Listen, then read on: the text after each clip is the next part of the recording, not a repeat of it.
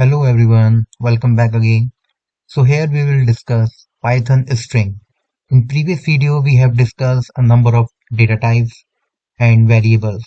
Now we will discuss Python string. If we are talking about Python string, a string is a sequence of characters. Python treats anything inside quotes as a string. In terms of that, string in a Python are identified as a contiguous set of characters in between quotation marks. So Python has no character data type, so single character is a string of a length 1. Apart from this, Python basically allow for either pairs of single or double quotes. That is, subset of string can be taken using a slice operator. That is known as single slice operator, with indexes starting at 0 in the beginning of the string and working their way from -1 at the end. At the end, plus sign is the string concatenations operator and the asterisk sign is the repetitions operator. So this is the actual scope of string in Python. Now, if we just discuss about example of all Python strings like str. Let me click on that particular area, like string str is equal to single quote sign. We are talking about hello world. Then print str prints complete string, and then print str0. What does it mean? It prints first character of the string. Then print str2:5. We were talking about colon sign, that is slice operator. Then it prints characters starting from third to sixth.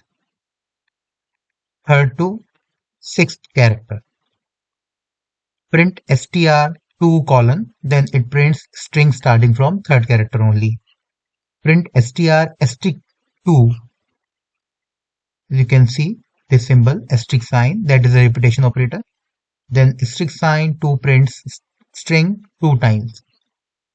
At the last, print str plus double quoted symbol test. It prints concatenated string. What will be the output? Output will be hello world,